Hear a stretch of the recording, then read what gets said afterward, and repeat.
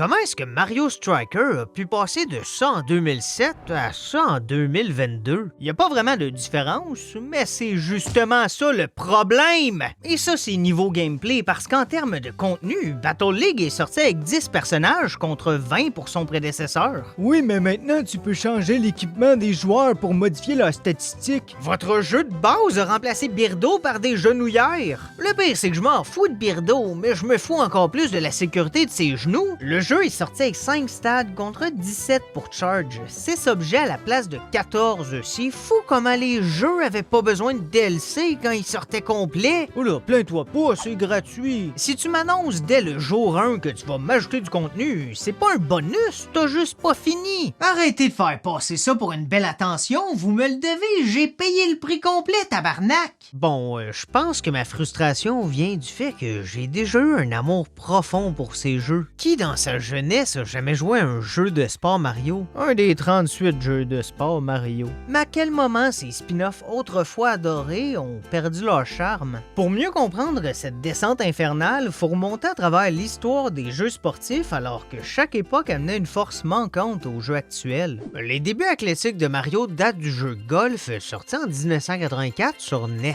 Oui, c'est censé être Mario, quoique bon, c'est probablement la seule version de notre plombier que j'appellerais vraiment si j'avais un problème de toilette.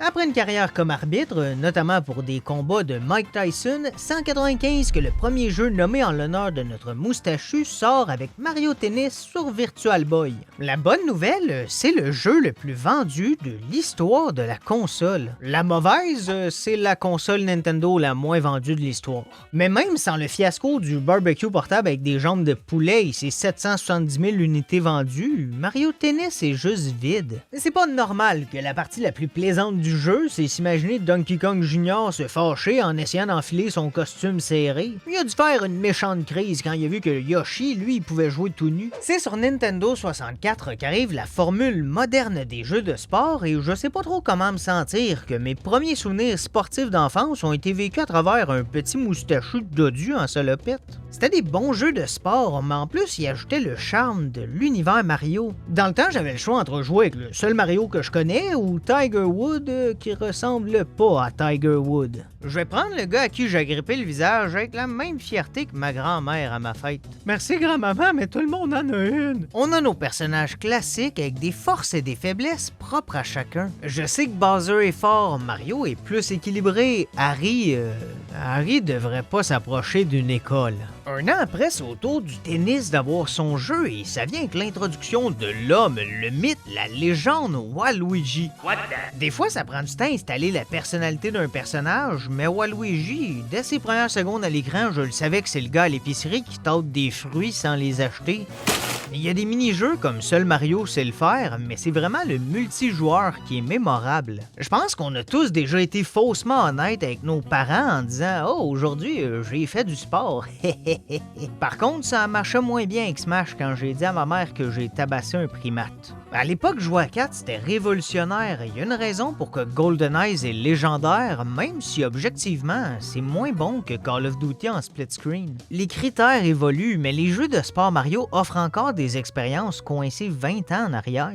Camelot, le studio responsable des jeux 64, avait signé un contrat incluant aussi 2 versions Game Boy où le multijoueur était pratiquement inexistant. Ça aurait été facile s'en débarrasser, mais ils ont compensé avec un mode solo RPG et ça fonctionne tellement bien. On a un sentiment de progression durant notre aventure. En fait, le point positif, c'est de pouvoir littéralement appeler ça une aventure. Dans Battle League, qu'est-ce que je suis censé ressentir en gagnant des coupes générées aléatoirement?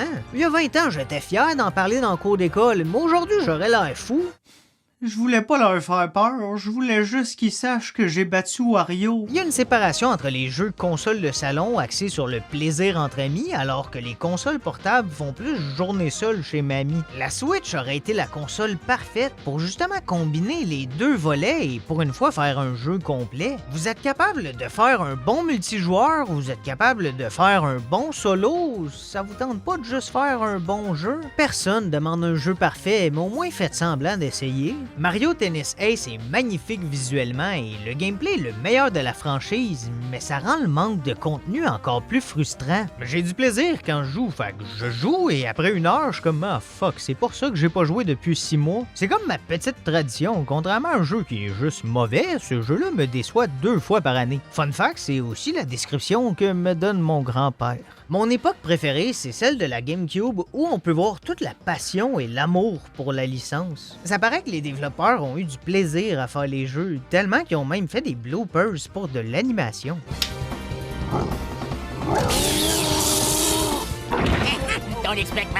La priorité dans les jeux, c'est la créativité. Mario Power Tennis, c'est le meilleur exemple. Déjà, juste le nom est parfait. C'est la seule fois que le mot qui qualifie le jeu vient entre Mario et tennis. Mais ça fonctionne parce que les habiletés spéciales ou Power Shot sont l'élément central du jeu. Juste en comparaison avec Mario Tennis Ultra Smash, c'est quoi un Ultra Smash? Un Smash, c'est déjà le top possible. Qu'est-ce que tu veux de plus? Comment il peut être ultra? C'est comme dire « j'ai beaucoup gagné ». T'as gagné, ta gueule. Si tu le dis vite, ça sonne correct. Mais c'est pas un argument, ça. C'est aussi valide pour Mario Tennis Mega Pizza. La GameCube, c'est l'époque où la balance entre réalisme et folie était parfaite. Y a rien qui démontre mieux ça que Mario Striker. C'est du football violent. Vraiment violent. En fait, c'est le parfait mélange de football et football. Vous savez pas à quel point, en tant que Canadien, je dois me retenir de pas appeler ça soccer. Striker était vraiment un vent de fraîcheur par le studio Next Level Game avant le summum de la violence. C'était genre tirer par accident sur les autres à Mario Tennis. Bon, ok, des fois c'était volontaire. Plaquer un joueur qui n'a pas le ballon lui donne un objet, ensuite il peut te lancer l'objet, ce qui te donne envie de te venger, donc tu le frappes encore, puis un moment donné, tu réalises qu'il reste 10 secondes, mais qu'il est trop tard, fait qu'anyway, tu continues de le frapper. Le dernier sport, c'est Mario Baseball, qui est selon moi le plus sous-estimé. C'est probablement le plus stratégique de tous les spin-offs où on doit composer son équipe de 9 avec les 32 personnages disponibles, qui ont tous des statistiques, des habiletés et même des techniques différentes pour frapper la balle. Certains un peu moins conventionnels que d'autres. Pouvoir affecter ses capacités en prenant dans son équipe le grand Papa Todd, c'est pas mal plus le fun que prendre des souliers plus légers. C'est comme ça qu'on fait Battle League. Est-ce que je veux vraiment jouer Paragumba? Non, mais je veux avoir l'option de pas le choisir. Quand la Wii est arrivée avec Wii Sport, je me souviens me dire « Wow, les jeux de sport Mario vont être vraiment le fun avec les contrôles de la Wiimote », donc j'avais hâte, et en 2007, on a eu la suite de Striker, le seul sport qui se joue avec les pieds. Je me souviens avoir essayé ça à l'époque. J'étais seul, mais j'ai quand même eu honte. Mais le jeu est vraiment bon, le concept est assumé à 100% et poussé au maximum de ses capacités. J'ai aucune idée pourquoi Battle League a juste pris le concept d'habileté spéciale pour faire pire en faisant tout automatique dans une cinématique de but. Êtes-vous à ce point-là fier de votre animation? C'est pas normal que dans un match de 5 minutes, je la vois plus souvent que j'ai écouté Harry Potter.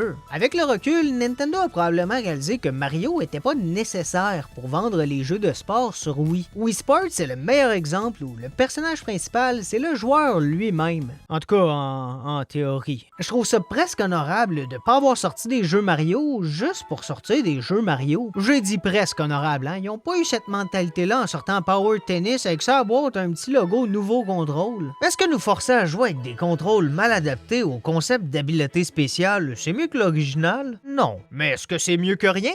Non. Et le pire, c'est que c'était le temps d'expérimenter avant que l'effet cool de la Wii s'épuise. J'aurais acheté n'importe quoi. Ok, presque n'importe quoi. J'aurais voulu regretter d'acheter un jeu Mario Bowling ou encore pire, un jeu de boxe. Au moins, il y aurait eu un essai créatif. Et qui rêve pas de frapper Birdo, mais avoir le poing coincé dans son gros trou de nez? J'ai des rêves bizarres. C'est comme si tranquillement Nintendo s'éloignait de la prise de risque qui a pourtant fait le succès des jeux de sport sur GameCube. Next Level Game, le studio responsable de Striker, avait commencé à travailler sur Mario Spiker, un jeu qui mélange le volleyball et la lutte, mais Nintendo a jugé la violence trop réaliste. Ce qui est un peu ironique, les mises en échec de Strikers sont réalistes, des clôtures électriques ça existe, mais tout le monde sait que la lutte c'est faux. Il y a presque toujours eu de la violence légère populaire dans les jeux Nintendo, Mario Spiker était quand même pas un clone de GTA. Le plus triste, c'est que le dernier jeu basé sur un nouveau sport, c'est Mario Slam Basketball et c'est sincèrement excellent. C'est super bien adapté à la DS avec le stylet, le jeu est agréable, approfondi et surtout, c'est différent. En jouant, on a vraiment l'impression que le jeu est pas limité par des normes de jeux précédents et même si parfois ça mène à des trucs qui fonctionnent moins bien, je prends un jeu avec des défauts avant un jeu sans âme. 2007 marque l'arrivée d'une rivalité légendaire transportée aux Olympiques avec Sonic. Honnêtement, c'est un bon jeu. La clé d'emphase, c'est le mot un bon jeu, pas 8, dont 6 sortis en 2007 et 2013. Mais sérieusement, comment tu sors plus de versions de jeux d'Olympiques qu'il y a d'Olympiques? Et pour moi ici, c'est le début d'un triste déclin, surtout dans la mentalité. Mon plus gros problème, c'est qu'une fois que tu as fait les Jeux olympiques d'été une fois, voire deux pour t'améliorer, t'as pas mal fait le tour. Il y a des limites à vouloir réinventer le saut à la perche. Les jeux sont des compilations sympathiques, mais rien de vraiment développé. C'est un peu comme jouer à Mario Party, mais sans la portion party. Au moins, il reste Mario. Les épreuves, pour la plupart, sont bien, mais il n'y a rien d'excellent. La meilleure façon de les décrire, c'est les mini-jeux dans Mario Party qu'au moment de la sélection aléatoire, c'est pas lui que tu dis « Oh shit, oh yes, come on, come on ». Non, c'est genre ton deuxième préféré de la liste que tu fais « Ah, c'est quand même pas pire ». Et finalement, tu vois l'exemple et réalises que c'est pas lui que tu pensais. C'est plus plaisant qu'attraper le tétanos. En 2010 sort Mario Sport Mix et qu'est-ce qui est mieux qu'un jeu avec 4 sports? Tout! N'importe quel jeu qui est focusé sur une chose précise est mieux. Au moins pour les Olympiques avec 24 épreuves, ça donne un aspect petit jeu rapide plaisant. Là, c'est juste 4 jeux pas approfondis. Mario Sport Mix, c'est l'entre-deux avec le pire des deux mondes. On dirait un test en espérant trouver un sport qui mérite un jeu complet et 14 ans après, on a encore la même réponse. 0. Mais ça, c'est presque 1. Et on pourrait penser que ces compilations sont le fond du baril, mais c'est ça qui est triste. C'était juste le début. Pour regagner la confiance du public, on a eu Mario Tennis Ultra Smash. J'en ai déjà parlé, mais rien fonctionne. Une facette célèbre des Mario Tennis, c'est leur cinématique d'introduction avec un petit scénario. Le meilleur exemple, c'est Power Tennis avec son intro de 5 minutes qui montre l'amour mis dans le jeu. Et maintenant, celle d'Ultra Smash. Ça montre aussi l'amour mis dans le jeu. Sérieusement, c'est quoi l'objectif de sortir un jeu aussi vide? On dirait une mauvaise démo qui coûte le même prix que Zelda. Le concept du jeu où on devient géant, c'est pire que mauvais. C'est absurde, je deviens énorme, mais 2 secondes après, l'adversaire aussi. Personne n'a d'avantage, on est juste plus gros les deux. C'est l'équivalent d'un zoom. C'est même pas comme s'il fallait mériter le pouvoir, c'est juste donné en alternance. En plus, à chaque fois, ça vient avec une animation de genre 2 secondes qui serait énervante même si c'était incroyable, mais là, ça me fâche. Bon, ben, au moins, les personnages, eux, sont contents. Hein? Fallait bien que quelqu'un aime ça. Oh, si c'était réaliste, t'aurais juste le bonhomme qui est comme...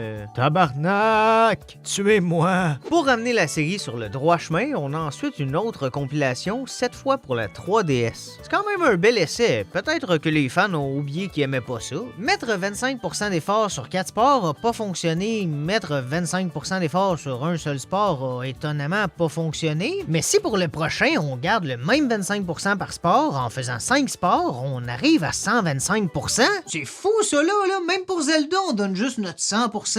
Mario Sport Superstar, c'est les 4 sports qu'on a eu des dizaines de fois, mais maintenant avec encore plus de manque de personnalité. Attends une minute, c'est pas positif ça. Je vais pas entrer dans les détails, même les développeurs ont pas pris le temps de le faire, mais pour vrai, vous avez fait l'animation de Todd qui lance le ballon et vous vous êtes dit oui. Les 4 sports qu'on connaît sont moins bons, mais c'est pas grave parce qu'on a un sport 100% nouveau, donc ça peut pas être pire que rien.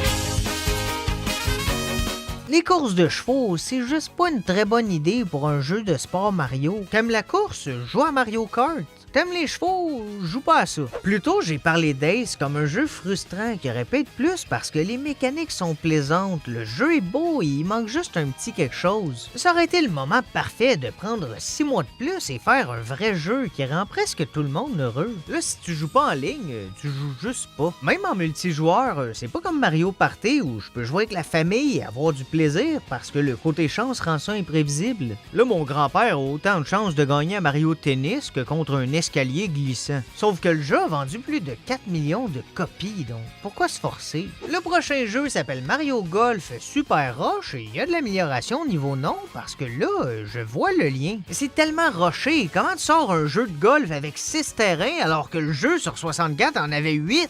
Le pire, c'est qu'encore une fois, le gameplay est pas mauvais, mais il y a tellement pas de contenu et sortir des DLC une fois que j'ai déterminé que je m'ennuie, ça va pas me ramener. Mario Striker Battle League, c'est pour plusieurs le jeu qui a coupé les ponts. La confiance est brisée et c'est dur à réparer quand l'élastique est étiré depuis tellement longtemps. La nouvelle stratégie marketing de Nintendo, c'est plus basé sur du concret, mais sur des promesses de changer. Les jeux de sport Mario, c'est l'ex qui essaie de te récupérer une fois que t'es parti et ça marche une fois, peut-être deux, bon ok, trois, mais quand tu finis par perdre espoir que le changement est possible, c'est terminé.